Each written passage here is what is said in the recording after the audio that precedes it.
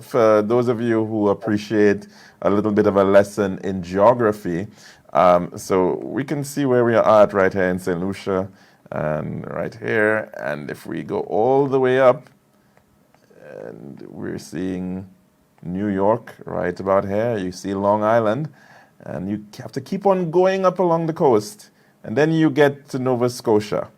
And then you gotta keep on going a little further along the coast to this very large island called Cape Breton Island. And right here is the town of Inverness.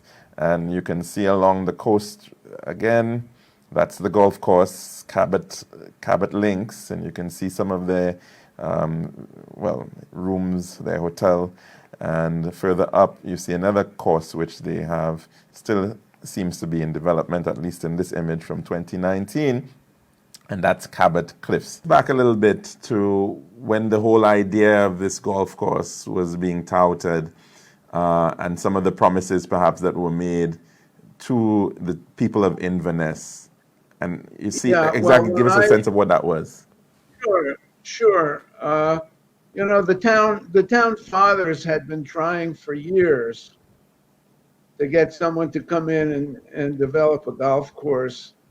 The province spent, I don't know, several $1 million rehabilitating that land. That used to be the coal mines were, and there were a lot of coal tailings there. So they had to bury that, and it cost millions of dollars to remediate land. Trying for years to get someone to come in and build a golf course there, and then finally along came Ben Cowan-Dewar, and I met him when he first came here. And Ben didn't have any money; it was Mike Kaiser that had the money, and the town fathers were desperate, and Ben Cowan-Dewar and Mike Kaiser, they brought in their Chicago lawyers, and the county lawyer was no match for them, and so it was a very one-sided deal, and Cabot was holding all the cards. And instead of being magnanimous and grateful, they just, screwed Inverness right to the wall. I mean, they just totally took advantage of them. And so the agreement that they ended up with was a totally one. In fact, under Nova Scotia law, that contract may not even be valid. In the contract, the original contract, there used to be a road that went down to the beach. That road had been in use for 100 years. People, depended on that road to go to the beach. So the golf course wanted the highway to give up that right of way, and the highway department said, "Yeah, okay, we'll give up the right of way, but you have to replace that right of way with a public access beach path, and in the same vicinity, so that people can still have access to the beach." And they agreed to that. It's in writing in the original contract. I have a copy of it.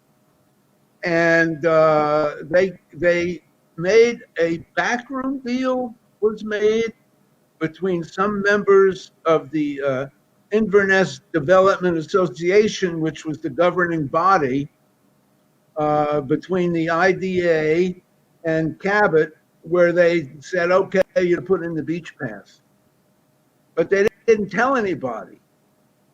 And to this date, I have never seen anything in writing which contradicts the contract. So as far as I know, the contract, they're still obligated.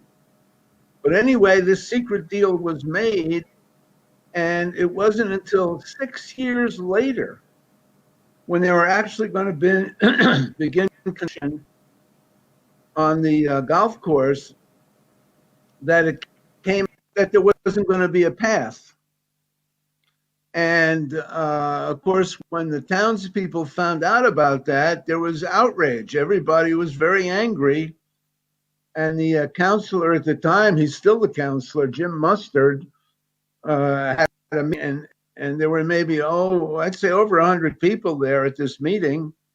And everybody was furious about, the path. And Jim Mustard, instead of taking, the side of the people and going back and saying, no, you have to put this path in, he kind of muddied the waters. He kind of like stood up for Cabot in a way, and he really, as far as I'm concerned, betrayed the people that put him in office. But to this date, that path has not been put in. People will say, I was against the golf course. And I was never against the golf course. What I was against was the way they took advantage of the town and the way they treat the town. That's what I'm against, and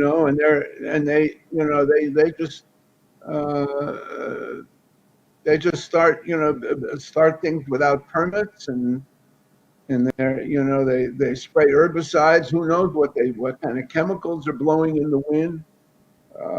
They do all kinds of things. They were siphoning water from the Margaree River, which is a heritage river.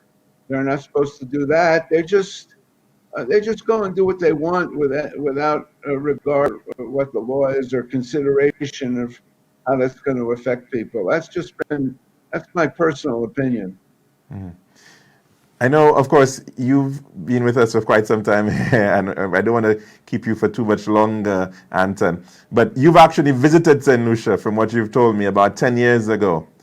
Do you have any messages? Yeah. Any messages in terms of what you think the St. Lucian population, how we should be tackling this issue at this point? Well, the development of Cabot. Yeah, my message to the St. Lucian people is very simple. Pay attention. Stand up for your rights and speak up by all means. The politicians are supposed to serve you, not the other way around. You're the ones that put them in office. So if you see, a company taking advantage, speak up and don't let them get away with it.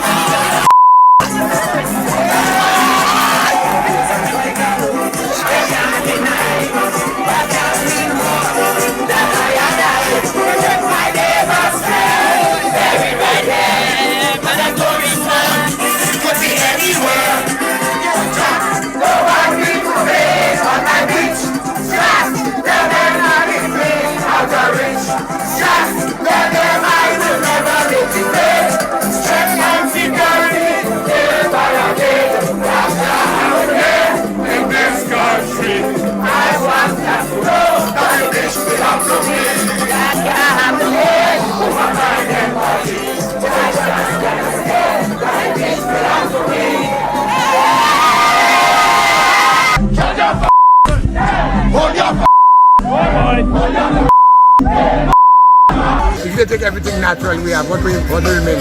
Nothing.